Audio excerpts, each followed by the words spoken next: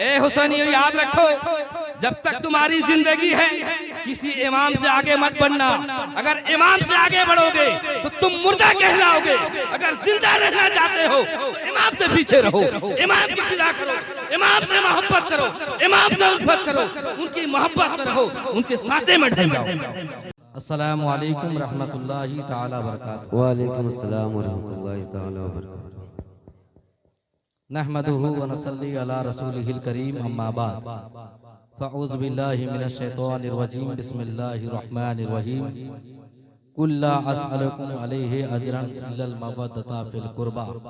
सदक़ल्लाहुल अज़ीम, सदक़ा रसूलुहुन नबिय्युल करीम। नहनु अला ज़ालिका लमिनश शाहिदीन व शाकिरीन वल्हम्दुलिल्लाहि रब्बिल आलमीन।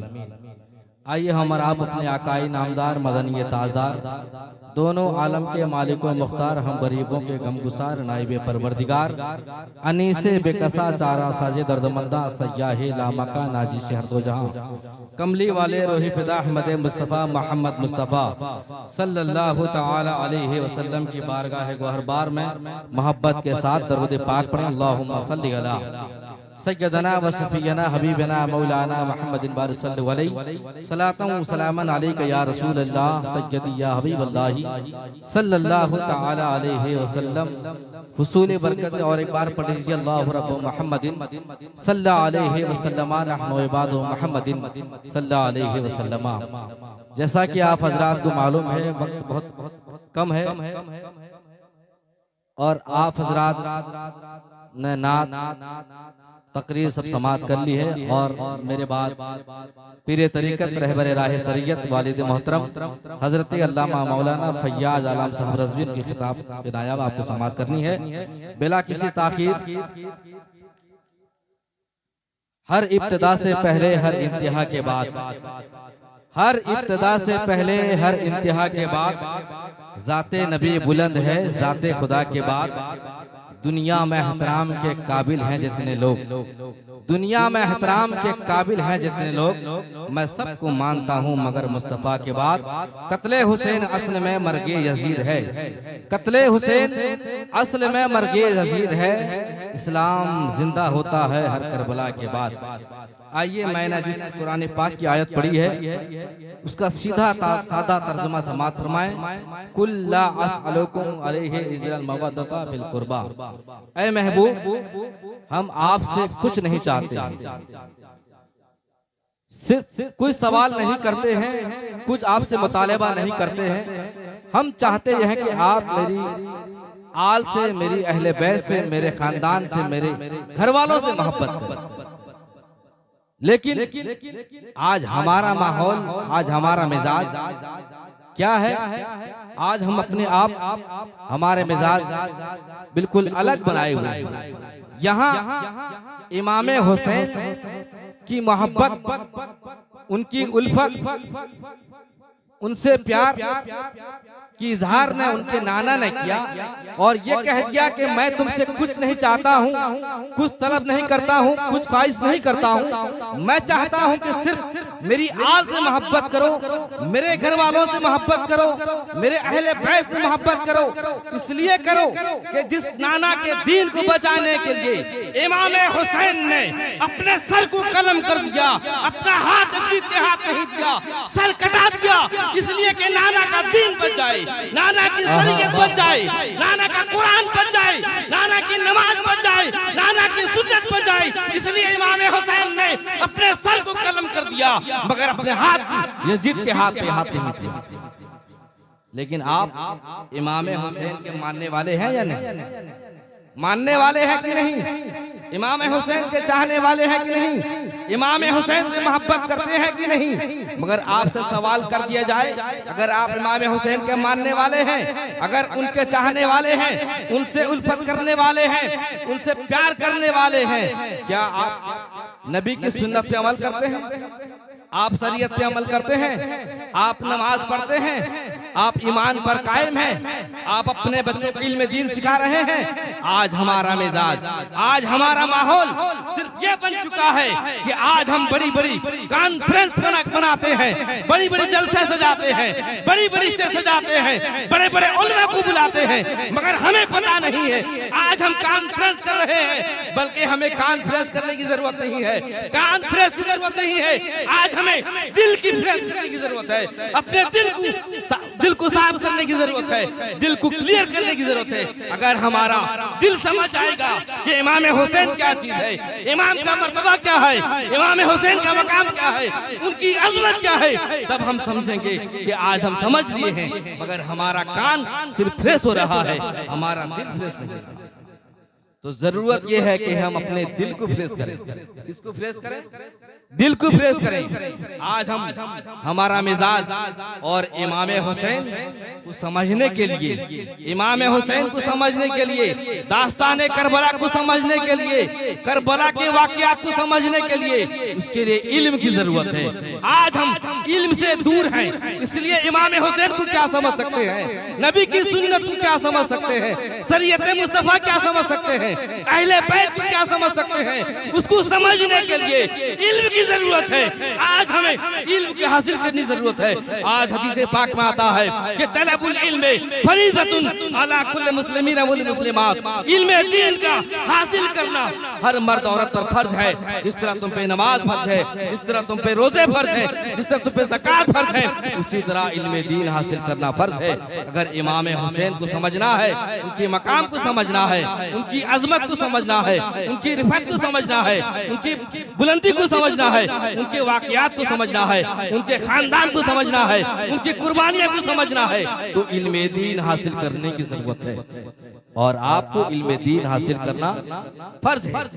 आज अगर अपने बच्चों को या आप अगर खुद इल्म दीन हासिल नहीं करोगे तो आप क्या समझ पाओगे मेरे मुस्तफा का मकाम क्या है, मेरे मुस्तफा का अजमत क्या है, मकाम हुसैन क्या है, मकाम इमाम हुसैन का मकाम क्या है, उनके घर वालों का मकाम क्या है, उनकी कुर्बानियों का मकाम क्या है। उन्होंने कुर्बानी दी, सर कटा दिया, मगर अपना हाथ नहीं दिया।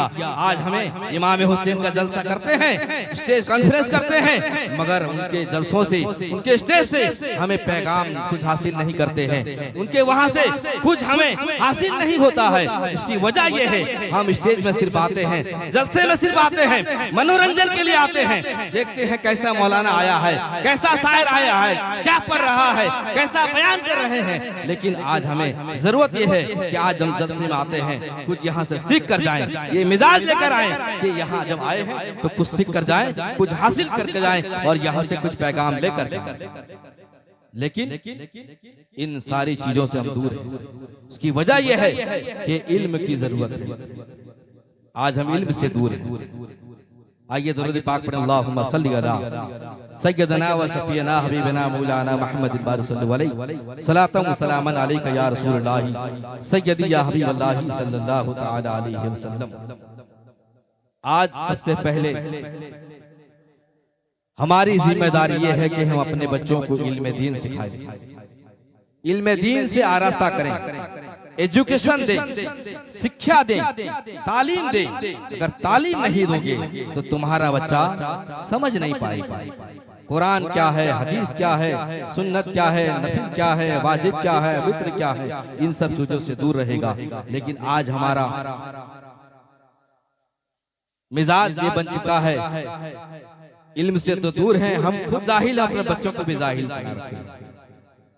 तो क्या समझेगा कि माँ का मकाम क्या है, बाप का मकाम क्या है, इल्म का मकाम क्या है, बड़ों का मकाम क्या है, छोटों का मकाम क्या है।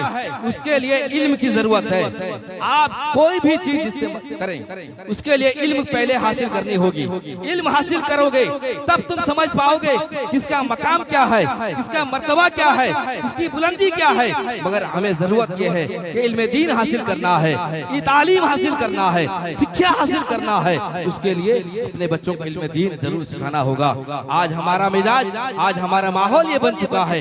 हम ये चाहते हैं कि हमारा बच्चा इंजीनियर बने, प्रोफेसर बने, डॉक्टर बने, IAS बने, OPS बने, बहुत अच्छा बड़ा इंजीनियर बन जाए, ताकि हम दुनिया में कामयाब हो जाएं।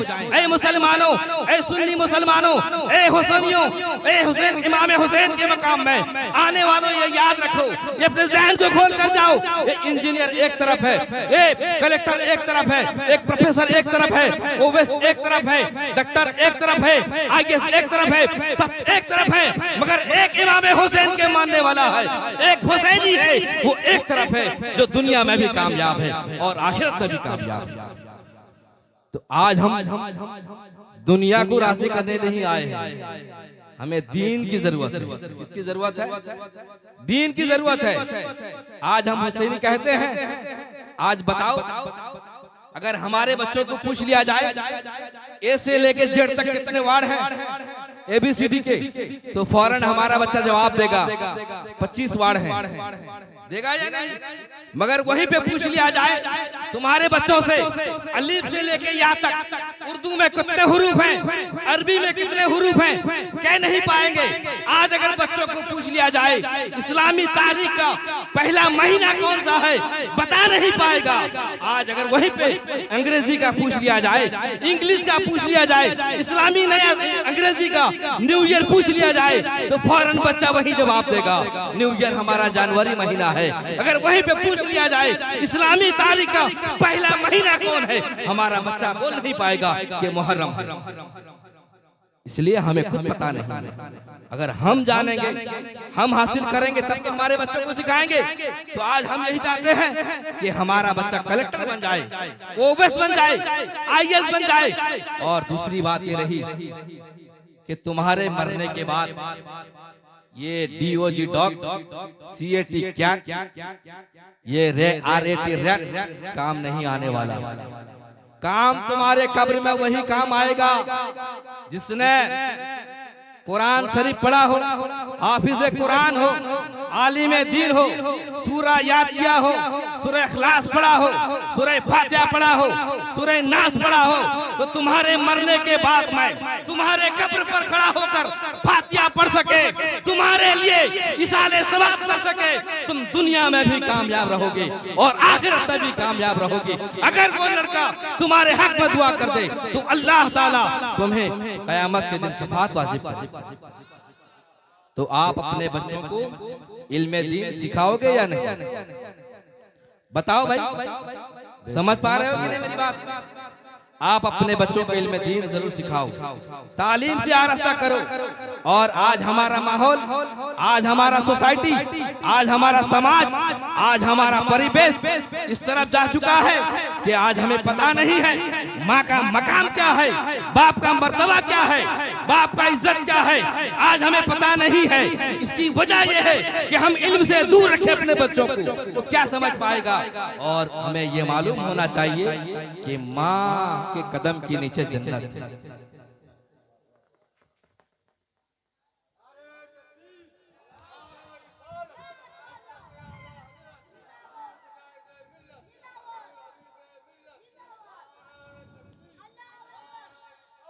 माँ के कदम के नीचे जन्नत है, किसी पीर के नीचे जन्नत नहीं है। पैर, किसी पीर के पैर के नीचे जन्नत नहीं है, माँ के कदम के नीचे जन्नत है। अगर तुम्हारी माँ तुमसे नाराज है, तुमसे खफा है, ना तुम दुनिया में कामयाब रहोगे, ना आखिरत में कामयाब रहोगे, तुम्हारा ठिकाना जहन्नम हो जाएगा। इसलिए जब तुम दुनिया में कामयाब होना चाहते हो, अपने माँ को राजी करो, अगर बाप को राजी करो।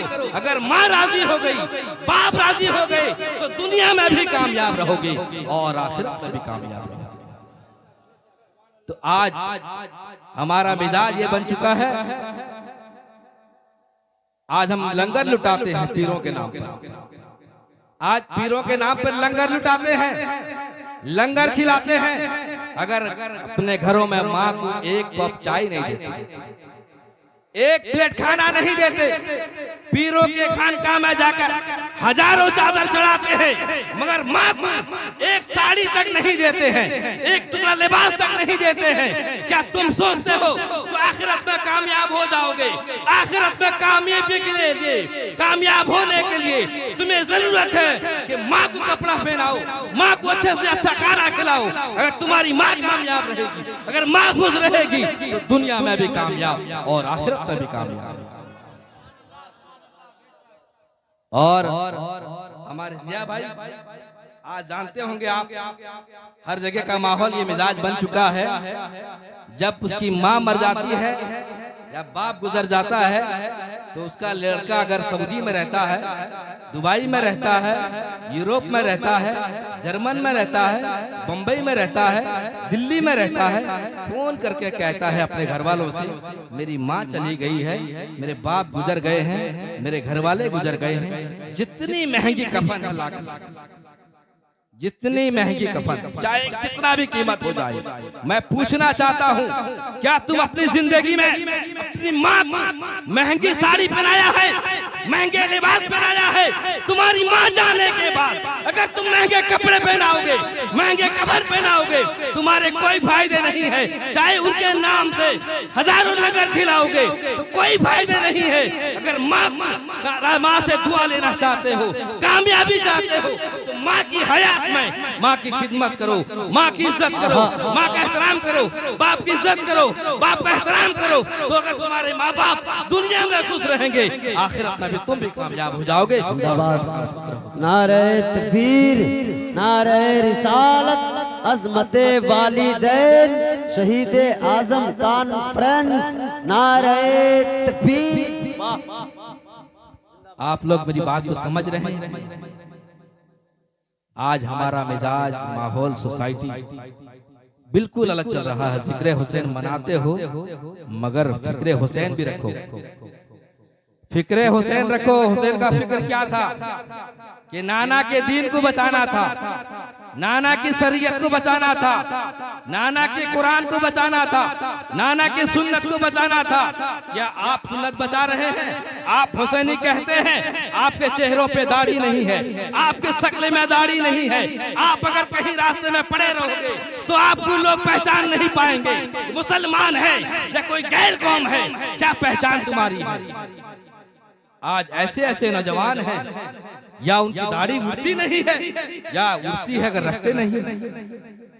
ए हुसैनियों, अगर हुसैन कहते हो, हुसैनी बन के दिखाओ, हुसैनी बन के दिखाओ, अपने चेहरों पे दाढ़ी सजाओ, ताकि तुम्हें देखकर कोई पहचान पाए कि वाकई में इमाम हुसैन के मानने वाले हैं, हुसैन से मोहब्बत करने वाले हैं, हुसैन से प्यार करने वाले हैं, नाना की शरीयत पे अमल करने वाले हैं, इमाम के हुसैन को वफादार हैं और गुलाम हुसैन है और गुलाम मुस्तफा है।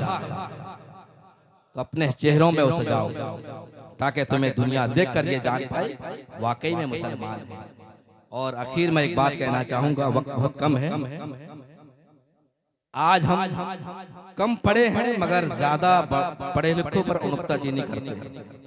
अच्छा, एक बात बताइए, आपके गांव में जब कोई मर जाता है तो उसकी मैयत, उसकी जनाजा इमाम से आगे होती है या पीछे होती है?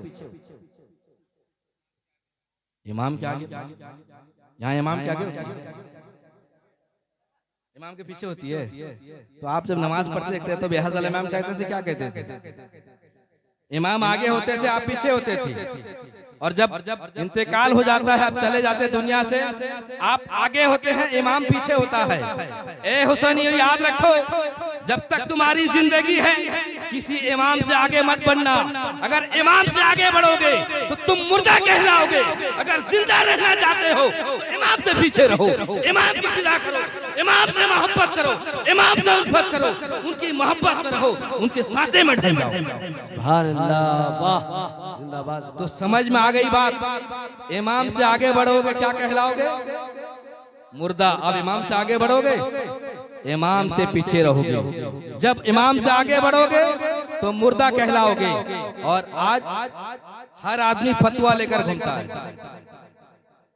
कोई अनपढ़ है, कोई फासिक है,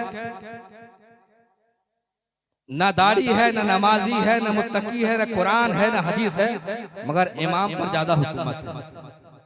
याद रखो, आप यही इमाम बैठकर 5 वक्त मुसल्ले में बैठकर आपकी रिस्क के लिए, आपकी आफत और मुसीबत के लिए, आपके घर वालों के लिए, आपके बच्चे परदेश में रहते हैं उनके लिए दुआ करते हैं। बताओ कौन ऐसा शख्स है दुनिया में जो तुम्हारे लिए तुम्हारे गांव में बैठकर, अपना परदेश छोड़कर, अपना घर छोड़कर, अपना वतन छोड़कर, तुम्हारे मस्जिद में बैठकर पूरे गांव के लोगों के लिए, पूरे सोसाइटी के लिए, पूरे माहौल के लिए, पूरे समाज के लिए, पूरे सुन्नियत के लिए वो बैठकर दुआ कर रहा है, या अल्लाह मेरी मुक्तदियों की हिफाजत फरमा, आने वाली मुसीबतों को दूर फरमा, उनके घरों में रिज़्क़ अता फरमा, उनकी औलादों को तमाम गुनाहों से बचने की तौफीक अता फरमा, उनके बाल में बरकत अता फरमा, जो बे औलाद हैं उन्हें औलाद अता फरमा। इमाम बैठकर एक मुसल्ले में आपके लिए दुआ खैर कर रहा है, मगर आप बैठकर इमाम पे उंगलियां कर रहे हैं, ये दुरुस्त है? याद रखें, जब तक जिंदगी है आपकी तो आप इमाम के पीछे रहा करें, इमाम से आगे ना बढ़े। और अगर कोई इमाम तुम्हारे यहाँ रहते हैं, चाहे कोई भी हो, आप उनसे मोहब्बत से पेश आए, इत्तेफाक से पेश आए। अगर आप उनसे नाराज रहे या इमाम आपसे नाराज रहे, आपकी नमाज नहीं होगी। अगर इमाम को आप तकलीफ दोगे, इमाम को परेशान करोगे, इमाम को खाने नहीं दोगे, इमाम को पीने नहीं दोगे, आप अपने घरों में एसी में रहोगे, कूलर में रहोगे, फैन लगाकर सोगे, अगर आपका इमाम तकलीफ में है तो तुम्हारा सोना भी बेकार है, तुम्हारी इबादत बेकार है, क्योंकि तुम्हारा इमाम तुमसे खुश नहीं है। तुम्हें चाहिए इमाम को खुश करो। तो जरूरत इस बात की है आप अपने इमाम की भी ख्याल रखें, और हम सबको चाहिए कि हम अपने माँ बाप की भी इज्जत करें, और हम अपने औलादों को तालीम, शिक्षा, एजुकेशन जरूर सिखाएं, क्योंकि हमारे मरने के बाद वही बच्चा तुम्हारे लिए साले सवाब कर सके, तुम्हारे लिए दुआएं खैर कर सके, तुम्हारे लिए कुरान खानी पढ़ सके, तुम्हारे कब्र पर जाकर फातिहा पढ़ सके। आइए, मैंने जितनी बातें कही है सबसे ज्यादा अल्लाह ताला मुझ पे अमल करने की तौफीक अता फरमाए, और अल्लाह ताला आप सबको उस पे अमल करने की तौफीक अता फरमाए। वमा अलैना इल्लल बलाग। कत्ले हुसैन असली मरगीज़ अजीद है, इस्लाम जिंदा होता है करबला के बाद।